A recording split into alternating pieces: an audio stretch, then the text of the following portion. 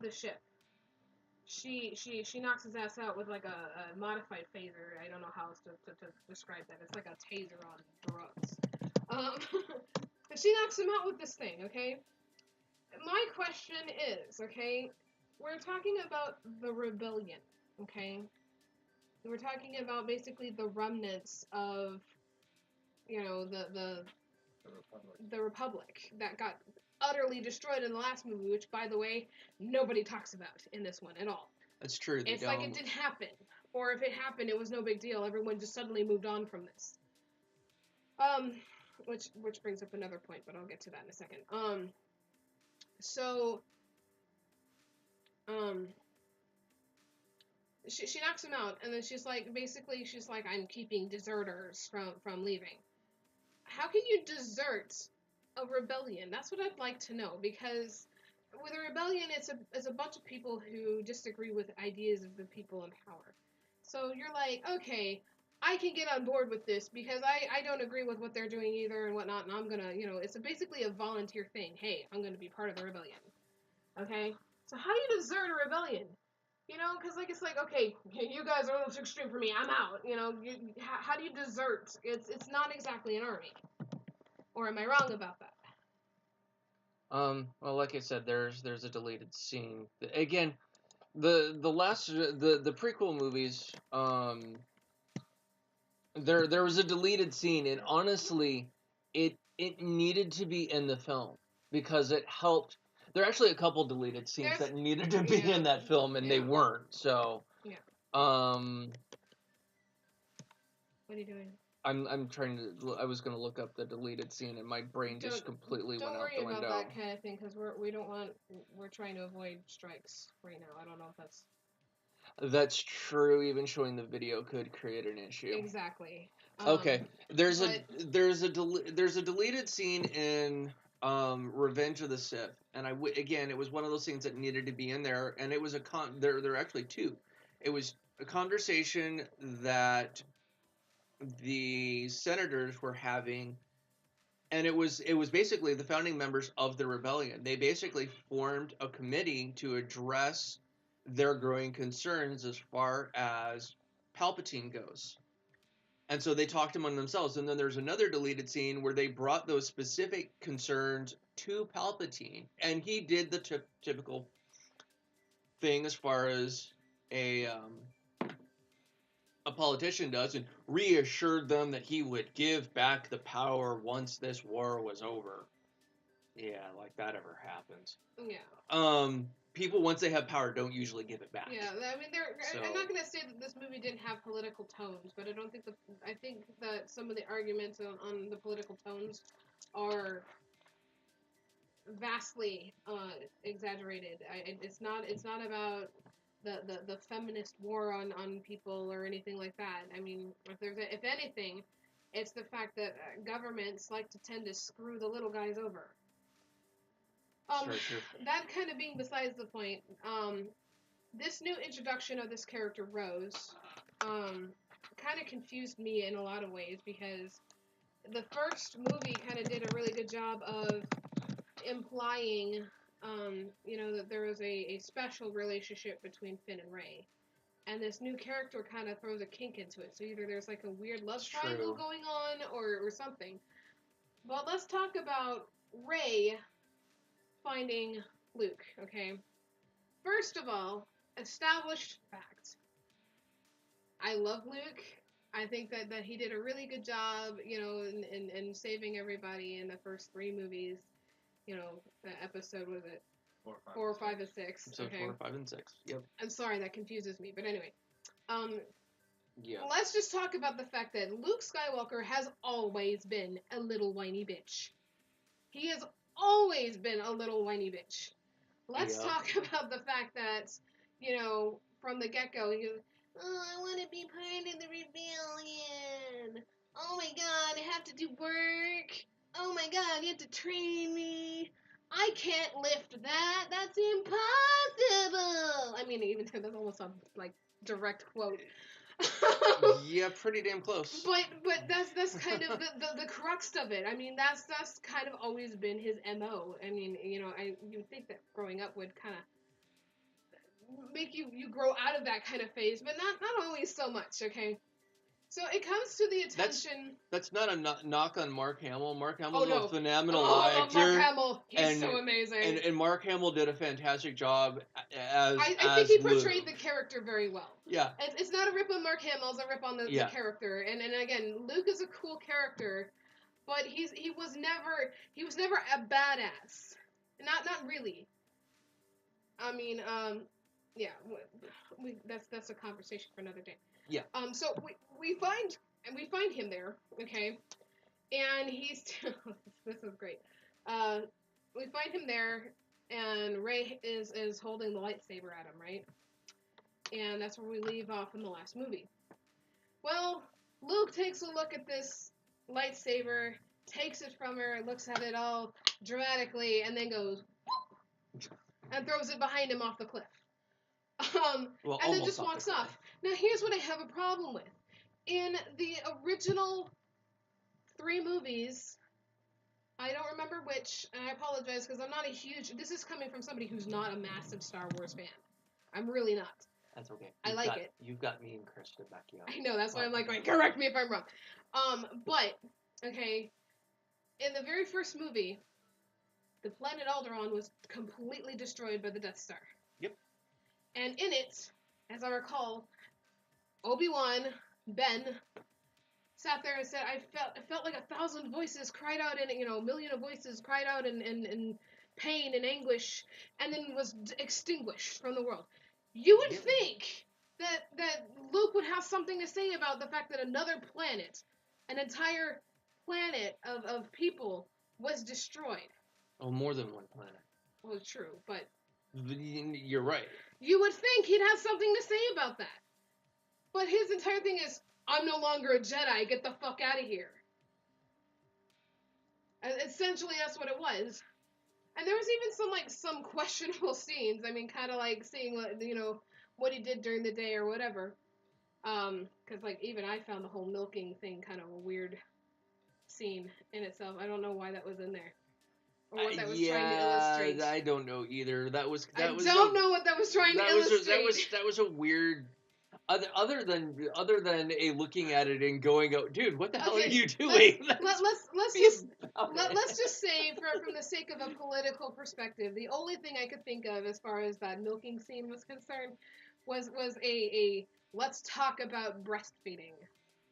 Yeah, I could see that. But it didn't have a place in the movie. It did not have a place in the movie. The fact that Leia Organa is the commander of the rebels makes sense to me. Because she kind of always was. Yeah. She was always a massive part of the whole rebellion thing and whatever. Okay? So, that being besides the point, at some point during the movie, Leia gets hurt. And that whole scene of how she gets hurt, I'm not going to explain any of that. The whole scene how she got hurt made no sense to me. Because everybody else died, but she lived, and either it was through her connection with the Force, or what, but it was never quite explained how she was able to survive. Well, let's just go that far. Because I don't want to... Okay. I don't want to spoil that scene or anything like that. But I don't understand how she was able to survive, other than, the Force or whatever, but to me that didn't make any sense. Then I'll just tell you that you're right. Okay. To me it didn't make any sense anyway, though. So, she's badly critically injured or whatnot, and because the entire rest of all of the commanders were all in the same area for some stupid reason. They're all in the same area, and they all died except for Leia, who's now in critical condition.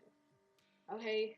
Who's gonna take over and take control of the ship and who's gonna, tell us what to do or whatnot? Introduce this character that no one's ever heard of. I mean, correct me if I'm wrong, she's like kind of a brand new character that comes out of nowhere, and oh, by the way, she's a woman.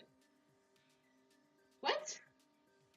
So, Poe, being like a normal person, goes up to her and goes, hey, can you please just let me know what's going on here? What's the plan? What's the plan? What's the plan? borrowing from from Big Hero 6. No, seriously, what is the plan? And half of the plot of this would have been totally averted if she would have said something. But she decided not to. She was just like, I got this, and you should trust me, and blah, blah, blah, blah. Well, yeah, but here's the thing, guys. I already made this point. I'm gonna make it again. The rebellion is not a fucking army. It's not a fucking army. A rebellion is more like a democracy, alright? They do have, like, they have a military sergeants and generals, and they have, like, a military... They have a military structure.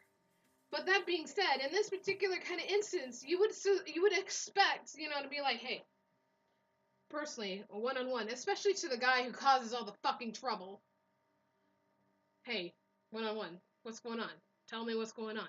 No, I'm not going to tell you anything because it's on a strictly need-to-know basis, and you need to just shut up and go to your post. It's basically what she said. Yeah, and honestly, a lot of the issue could have been resolved if she had included Poe in the plan. In the plan. Because there was a plan. Because there was a plan. I mean, if she had said, look, there's a plan in place, but at the moment, it's got to stay confined. Yeah. And as much as I would like to tell you, I can't. Yeah. A lot of the issue could have been... For the most part, this character... I'm sorry to interrupt you. But for the most part, this character kind of went, what's the plan? And she went... Well, she didn't even say anything. It's kind of like, well, that's for me to know it, for you to find out, or, Yeah, pretty much. Let us figure it out, and you're on your own. And so, Poe did exactly what Poe does. He goes, hey, between him, this new character Rose, and Finn, they all kind of figure out, hey, we know how they're tracking us, and because they're being tracked, and yada, yada, yada. So let's go on this special mission, to disrupt this tracker so that they can officially hide. So in the meantime, they come across the issue of codes. They can't sneak aboard the ship to destroy this tracker thing if they can't disrupt the fields or whatnot. So they call it, what's her name, Roz? Yeah. Roz, which was kind of for me, it was a weird cameo because I was going, I forgot she even existed. Let's just be honest. I'm Even though she's the one who gave Rey the lightsaber in the last know, but I'm sorry. I totally forgot that. I was going, oh my god, it's her. I thought she died in the last episode. No, she didn't die. And that was, again, not a Star Wars fan. That was what I was thinking. So, and she basically goes on to tell everybody that, hey, there's this, special casino planet that you guys need to go to find this code cracker expert, doodah. So they have to sneak off the ship, and they go to this planet, and it's just Finn and Rose. Poe stays on board the ship to kind of be the guy to put everything in jump so that they can escape. Okay. So they go in to this planet, with the casino and whatnot. And this casino is the perfect. I mean, if there's any kind of political propaganda here, it's in this particular scene, because this planet is beautiful, and it's exciting, and it's it's Vegas. High roller. It's totally Vegas. It's totally Vegas. But it's the people that are there are all, as it turns out, they're all people who make money off of profiteering. Basically, they're war profiteers. Yeah, they basically sell weapons to the bad guys, and apparently the good guys too, as it turns out. Everybody on that thing, they're just the middle guys who are giving the sticks to both sides. Hey, imperialists. We've got these really cool doodahs for you, only, whatever the money is, credits, whatever. And then on the other side, next week they go, hey, rebellion guys, we've got X-Wings for you, and they're the top-of-the-line defense mechanisms, and, we gave the imperialists the bad guns. But basically, I mean, that's what it is. War is not about saving people. And I want to really emphasize this. Guys, anyone who thinks that war saves people is kidding themselves. Wars are started simply by the big guy with all the money wanting to protect land and assets and money. Yeah. Okay, it's not about, oh, well, you guys are impeding on my country's freedom and our citizens and whatnot. Because honestly, especially in this political climate, which I'm not going to get too much into, but our government would rather shit on us than save our asses if that was required. Yeah. True or false, guys? No, I only speak the truth here. Our current government is more interested in saving the 1% additional tax breaks, and if it costs the middle class or the lower class their living to the point where they can't live, they don't give a shit. They don't care. They don't care. They don't care. They don't care. And if you think people are fighting because of a political issue, no, it's money. Well, no, it's political money. Money and politics are one and the same. Let's just be honest. They are. When they say that money, the root of all evil is money, it's because money powers politics. Yeah, pretty much. Just saying. That being said, so they find out this little nasty piece of business. The code cracker that they find is not the one that Roz suggested, or maybe he was. I'm not sure. It was never really clear. It's true. It was never really clear, but they found a code cracker, and he's like, I can definitely do what you guys need. And so they race back to go save the universe. Now, on the other side of the universe, on this planet that nobody can apparently fucking find, Luke goes on to basically tell, I keep wanting to call her Daisy because that's the name of the actress. That's right. Rey. So he goes on to tell Rey that he's not going to train her, that the Jedi Order should die with him, or whatever. The theme of this particular movie was that the past should be the past. But it's dependent on the phrasing, because it's very true. For some reason, and this is kind of a major spoiler, so I apologize, but for some reason, Rey has a Force bond with Kylo Ren, aka Ben Skywalker. Solo. Why? When the fuck did this happen? And why is this even part of, I don't understand where this is coming from. It was kind of like left field. It was very left field. And so she has this weird, like, she can see him and he can see her and they can talk to each other through the Force and whatever. The only thing that I can moderately think about is actually a KOTOR reference. I don't even know It was what that actually means. explained. It was explained? Yes. Then I missed it. You did. Take it away, Kumo. Snoke. Oh, that's true. See, no, I don't know if that's true, though. I don't know if that's true. I think that may just have been something that Snoke said just to piss Kylo off. That's a possibility. But again, going back to KOTOR, the first KOTOR. And if you haven't played the first KOTOR by now, and what I'm about to tell you is a spoiler, sorry. When Revan and Bastila, their Force bond. Mm-hmm. Again, they did state in the KOTOR game series, they have stated that a bond can form between master and apprentice if their Force connection is strong enough. Right, but... Which it actually indicates that Rey and Ben have a closer connection. Yeah, but they did kind of... than stated. They did kind of touch on this a little bit. But True. They touched on it as, you are my enemy. He is the dark, and she is the light. And, they're kind of a yin-yang thing. And I'm like going, this doesn't make any flippin' sense to me at all. It doesn't make sense. It doesn't make sense. Let's just be honest. It doesn't make sense. So he goes to teach her, and he basically, and this is not really spoiling anything, because as I recall, this is actually in the theatrical trailer. Sorry, I couldn't think of the name of it. It was basically, he says, I've seen what's in you and somebody else, and it didn't scare me enough then, but it scares the hell out of me now. And then he goes and leaves dramatically, okay? And he's talking about how Rey is extremely Force sensitive. She's highly Force sensitive. And she's kind of hung up on her parentage, which, let's put this right out there.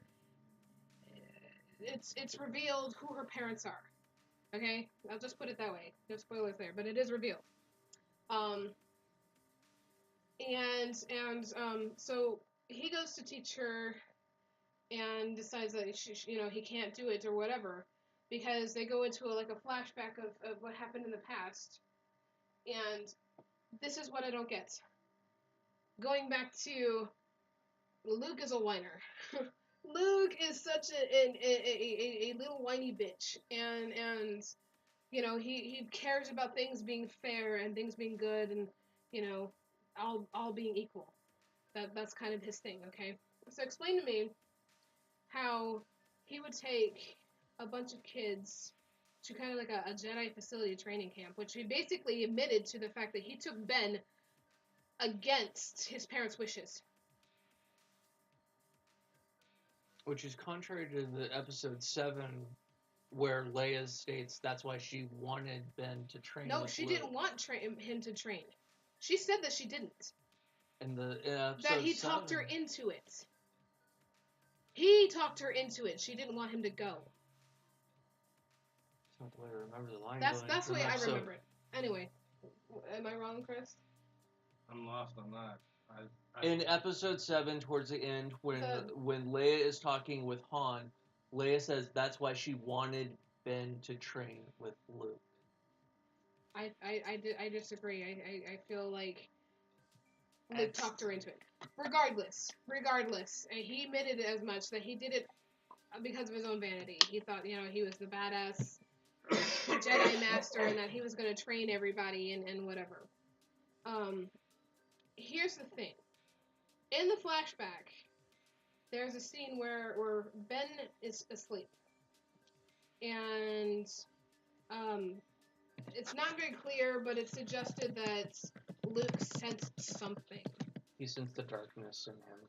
And so he came over, and he said for a moment, he instinctively reacted or something, and the instinctive reaction was to basically pull out his lightsaber and hold it over this kid. Now, it does say that he came to his senses, but at that moment, Kylo had woken up and it basically sees his uncle standing over him with a lightsaber. What would you do? What would you do? Let's be honest. What the fuck would you do if your own uncle was trying to kill you? I think that would fuck me up a little bit. But yeah, I felt like that entire scene was completely against Luke's character. And we're not even going to go into the fact that the movies completely disregard the extended universe that was established through books and comic books before these past couple of movies were made. Lucas has made it very clear that he never viewed the books as canon. Lucas has only viewed the movies as canon. So and if you don't believe me, you can actually go and check out interviews with George Lucas. George Lucas has made it very, very clear on that. The only thing Lucas believes is canon is the movies. I think I have heard of that, but that's still stupid. It's so dumb.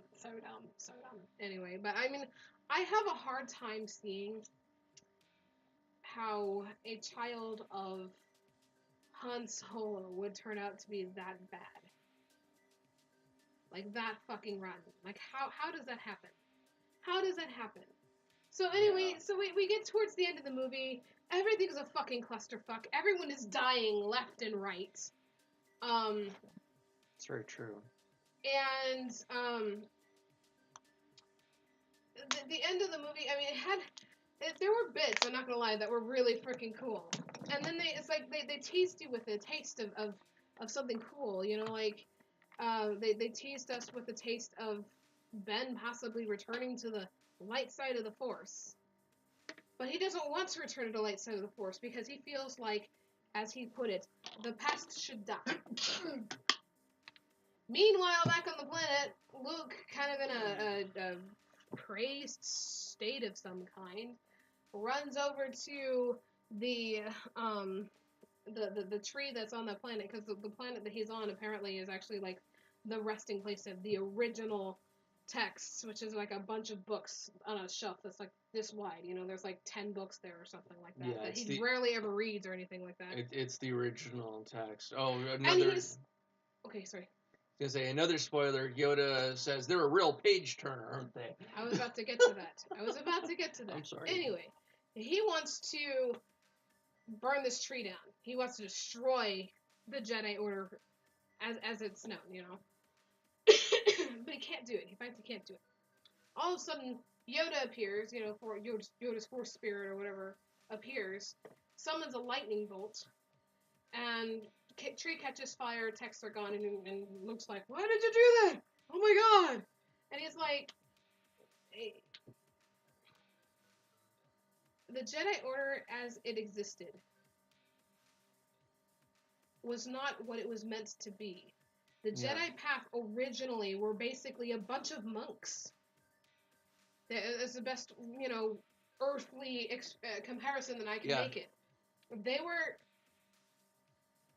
The Force is a lot like Qi. Yeah. And it's just like, you know, the Chinese, you know, thought process of, you know, everything has a spirit and a form and a flow and an energy of its own. And a connection. As is basically what it is. Okay, that being said, okay, imagine if an order of monks suddenly decided to become involved in politics and began policing the world. And that's what you got with the Jedi. There was a reason why the Jedi Order needed to be destroyed, was because it became something it was never meant to be. It was not, this is not a destruction of the Jedi way of life or the way of being, or their belief system for that matter. It was a destruction of the Jedi Order as it became. In order for the Jedi to become what they were meant to be, they have to start over. And in order to start over, you have to erase, I should say erase the past, but you have to start over. You have to, well, again, the statement of you have to let it die is an accurate statement. No, but see, that's where the difference is. Kylo's thought process of letting the past die is to kill everything. Yeah. It's basically the destruction side of it. It's the methodology behind it. Kylo wants to do it the wrong way. Kylo wants to burn it, destroy it, get rid of it, and just... He wants to go about it the wrong way. However, Yoda harped on something that's even more important when it comes to starting anything over. What did he say, Dave? Yoda chastised Luke. The largest thing he chastised Luke for was pass on knowledge. Specifically, failure. Yoda was very, very clear on this. He harped on Luke. He yelled at Luke for this. The biggest thing that a teacher can impart to his student is failure so that you can learn. As human beings, we don't learn from our successes. Let's just be really honest. We don't. We learn from our failures. We learn from our failures. I mean, myself and my wife and my brother-in-law have and are, to a certain degree, actively training in martial arts. And I'll tell you something from experience. If we go through a form and our instructor tells us that was perfect, we don't learn from that. We don't learn from it. And in our mind, we're going, okay, I fucked up here, and I fucked up here, and I fucked up here. And our instructor is going, it was perfect. And we're going, no. Another analogy that I can go through, you know, a different analogy, but same principles, is, you know, I'm a performer. And it doesn't matter how professional you are. Even, like, Idina Menzel, who did recently an awesome musical called If Then, even at the end of that show, a professional show, there's going to be the director in the background going, okay, here are your notes for the night. This is what we need to fix. This went well, etc., etc., because they're always fine-tuning everything, because that's how you hone your craft. That's how you get better at doing things. That being said, Kylo's interpretation of that was, I fucked up. Let me just destroy everything I've ever done, because if it doesn't exist, it never happened.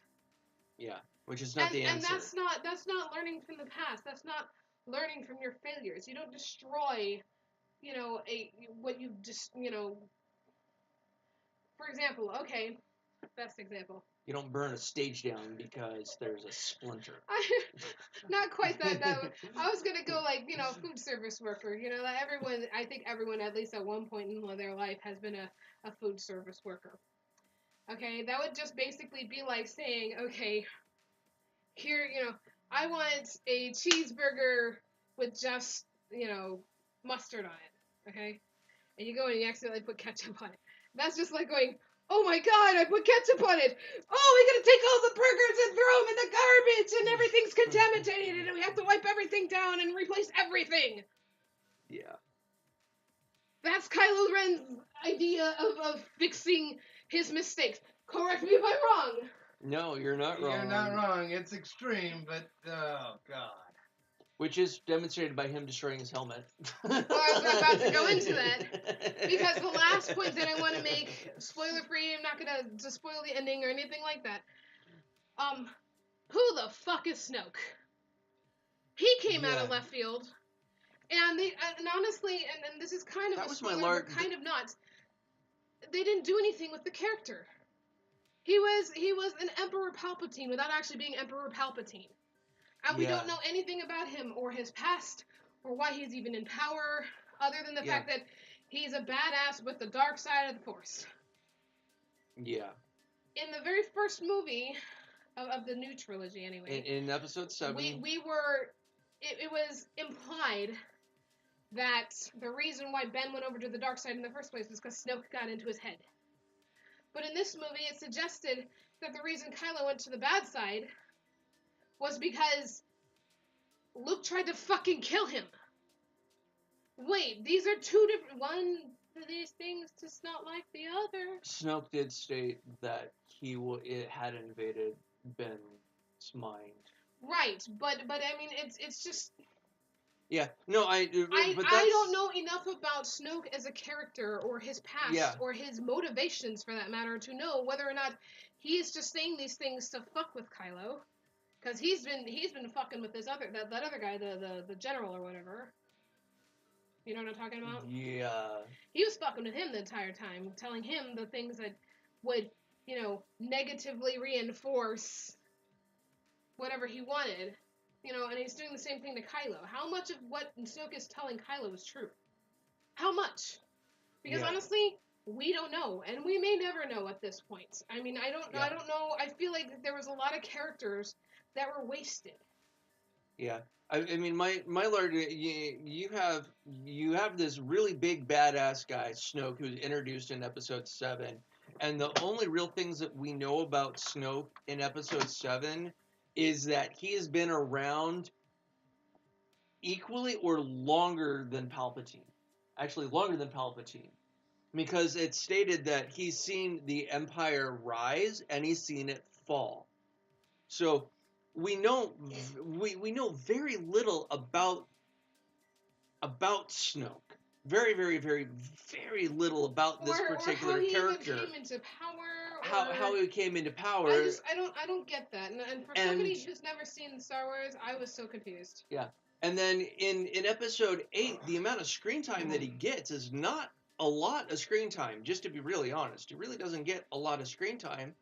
And you don't even get enough of the character from that screen time really to know anything about him other than he's really fucking strong in the Force. And so in my conclusion of this movie, to kind of there was a couple of things that were that had problems, plot holes, and we might touch on some of these later when more people have seen the movie. But I feel like there was a lot of plot holes in the storyline. There were a lot of characters that were acting out of character. Like, I don't know, I felt like Leia slapping Poe was weird. That was weird. That was... Or the scene where she finally wakes up and she shoots Poe. That was weird, too. Yeah. I just thought that was... again, you have to see the movie to understand what I'm talking about. I'm sorry if I spoiled anything. I apologize, but as a viewer, I was confused as hell. There is nothing at the end of the movie, so don't bother wasting your time sitting through all those credits, too. We waited. We waited. There was nothing to see. They didn't... Since Disney took over, they did not do any in-movie spoilers or additions. Honestly, again, I don't know if I should say that. Talk about what happened is... No, I won't go into that. There's something that I'll talk with the family about because I've got an idea or a thought, but so to kind of wrap this up because we have been talking about this for a minute. Quite the long minutes back then. I've been ranting again. I'm not a huge Star Wars fan, but God, I am a performer and I am also a writer.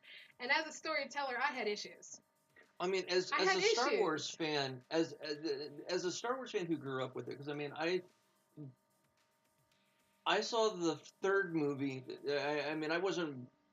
I grew up with the movies, so I mean, I grew up on the original trilogy, and then I saw the prequels and was disappointed in the prequels, even though Lucas directed the prequels. I had issues with the prequels.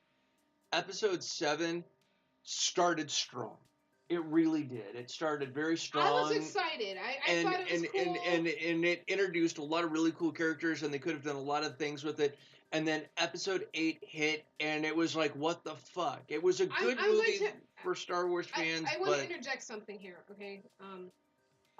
Episode 8, to me, reminded me very much of, oh God, I want to say it's one of the Hunger Games. It's the third Hunger Game, where they took the last book and divided it into 2. Oh, yeah, I'd have to agree with that. It was the third Hunger Game, and it was a lot like that. I mean, it was death, destruction, devastation, and there was kind of no relief from that. There was no relief at all. And it's like, for me, watching this movie, I felt like, other than it being a Star Wars movie, if this wasn't a Star Wars movie, I doubt it would have been very popular. And the reason why, guys, is because it was what I would like to call a PWP. Plot? What's plot? The movie had no direction. There was no, like, oh, it was like, different characters had different story arcs, and it probably would have worked better as, like, a TV show where they could have emphasized some of these points better than a movie, because as a movie, it ran kind of slow. Well, again, it was a lot like episode 2. Yeah, and then you had your moments of like action or whatnot, but it's like half of what was going on in the movie should have happened in the first place. If only the higher ups trusted their people enough to or their people trusted them enough. Yeah.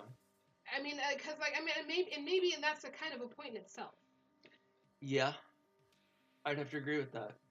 But at the end of the day, as a viewer, again, I'm not a huge Star Wars fan. I like the movies. I thought they were cool. I'm a huge proponent that everything happens for a reason. But this movie felt like a lot of things happened for no reason other than shock factor or shock value.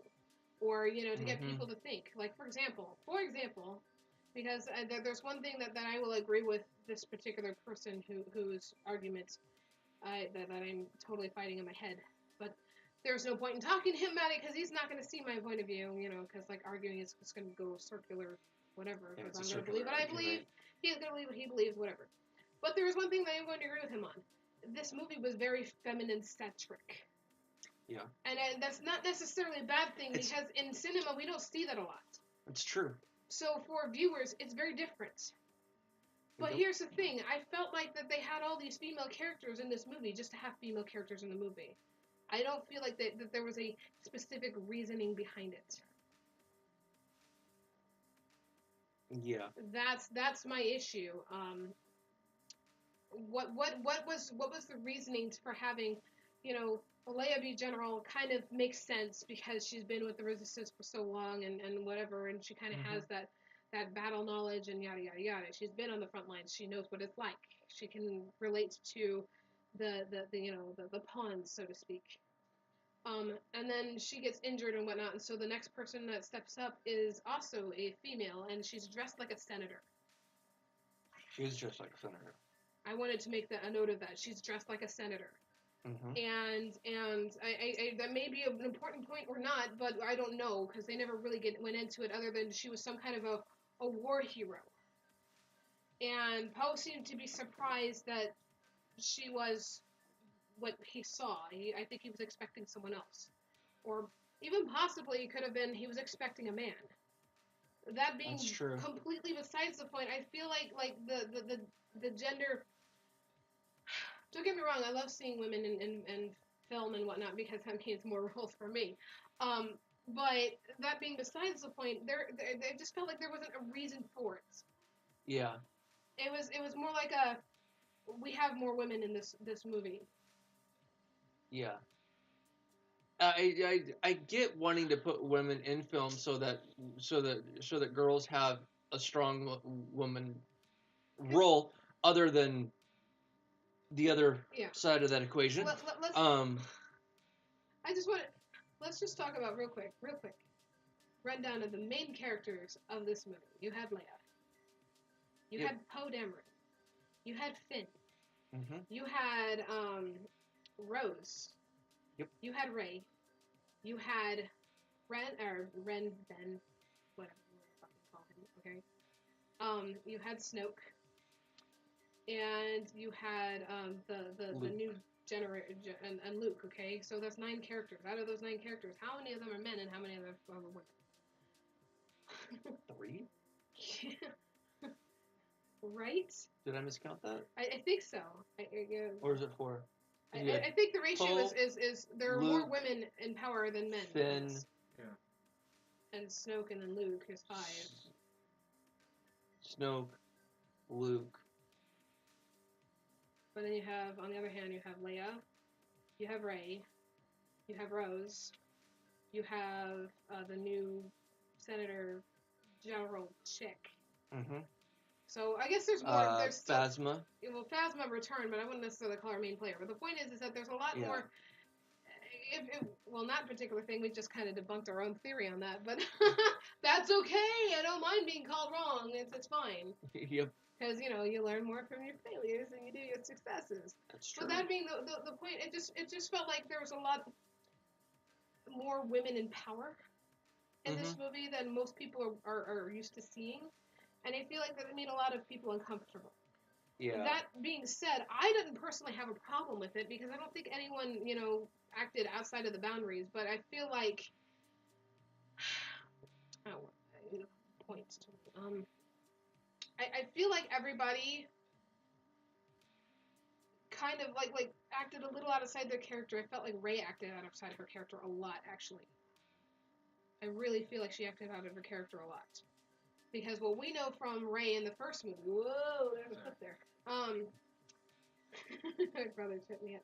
In the first movie, when we first meet Rey, she's on a planet. And she's basically a scavenger. She's been doing this her whole life. And she basically works hard for a little tiny loaf of bread that's, automatically manufactured when you mix this powder and some water. That being said, the only thing that worried her was being reunited with her parents or whatever, because she supposedly couldn't remember who they were. Like, they told her they'd be back, and they never came back. And so she's constantly waiting for them, and that's what we know about her. In this one, she's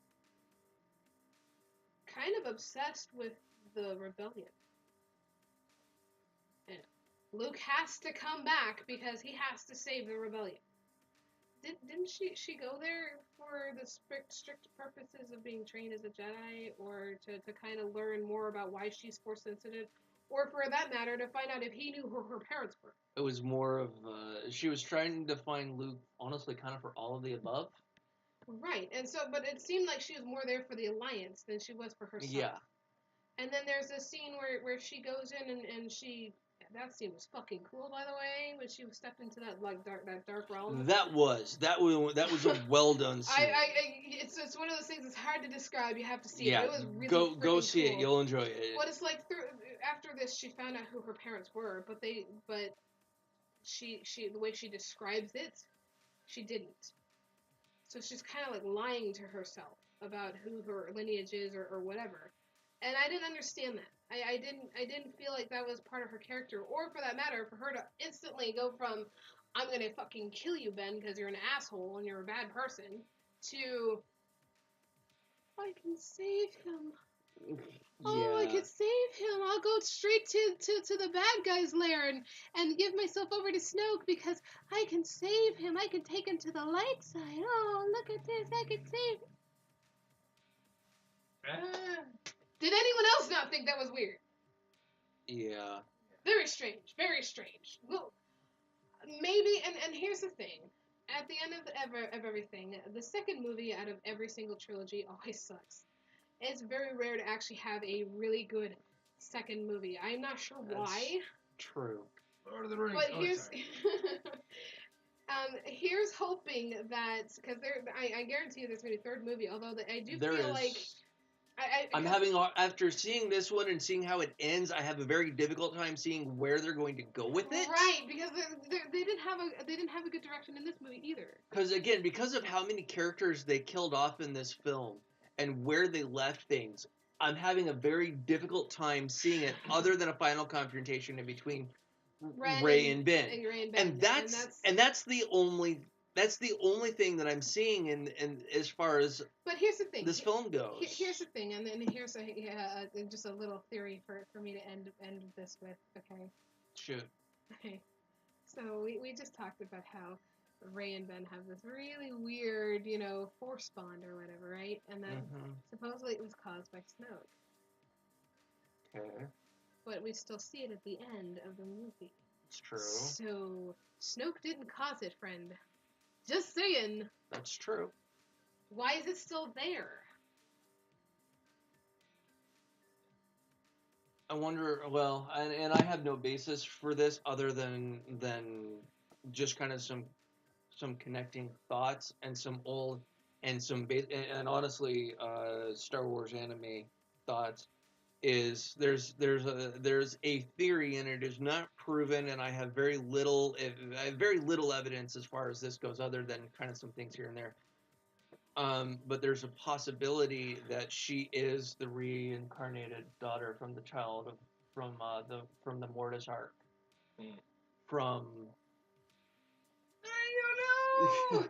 Oh, you've destroyed my powers. And again, it's it's there are other more prominent YouTube theorists and people who have suggested that and made that particular thought process. So I would encourage you to go and do your own research on that. That is my thought, is that she is that particular character. I think. Oh, it'll reconnect here in a minute, and we're recording anyways. Okay. So. Just there was a notification that said, we're talking forever. We said we were going to stop, and then we didn't. Hi. So, anyways, I think honestly though that's a good place to actually leave. Yeah. it. No. So. At the end of it, like we said, we gave it a solid 3 out of 5. It's worth watching. But it's like Chinese food. It's like Chinese. It is like Chinese food. It leaves you wanting more, and again, there wasn't a lot of direction or whatever. I mean, as a Star Wars fan, I would definitely go to see it, but don't expect a lot from it. Yeah. That's kind of the takeaway. It's one of the I will honestly, I don't know if the wife will join me or not, but I want to go see it at least one more time in theaters. That way. Yeah, she's scowling at me. I want to see it one more time in theaters, but I want to, because I've seen it once already, I can now actually look at it a little differently. Oh, Cammy. Got a gabby fuzz. I can now look at it a little bit differently, so it'll give me a little different perspective on the film, and I can be able to actually digest and analyze it a little more. Yeah. Well, I mean, I will say this. The ending was really kind of cool, and it was. It pointed to something interesting, and I'll just leave it at that. But definitely go see it. Yep. Check it out for yourselves. Yeah, if you guys have any questions, comments, concerns, feel free to post in the links below. And as always, we'll see you guys next time. I'm Dalian. Kumo. And Panther. See you guys. Peace out. Thank you and good night.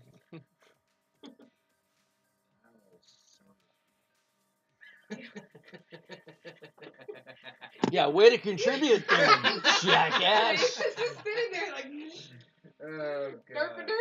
We a little camera shy there? No, it's just that I didn't really have anything to contribute. You're all talking and talking and talking, and it's like I can't even get a word in edgewise. Like, Chris, this was you the entire stream. Right, Kumo? Yes, Tommy. Keep going. I contributed. Shit! Alright. Well, I will say that I feel a lot better about that whole thing. After the movie. What the fuck? No, Gabby, why do you have that? You had better not be eating that. What does she have? Were you eating this? Was this a lot bigger? Yeah, it was a couple piles. Did you not throw it away? I thought I did. There is a possibility that I didn't get all of it, because I picked it up, put it in a ball, put it over here, and then if I remember it, I see it. There's a gigantic pile still in the garbage can. What did you do? You're not eating it, brother. Why? Okay. So. Dave and I have to go start wandering over across the street in about 15 minutes, so that kind of ended right about when it's supposed to anyway. Bye. I love you!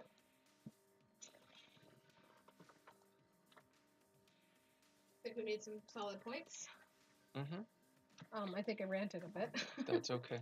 But I'm upset because it's like this is female propaganda. It's really not, guys. It really isn't. Yes, they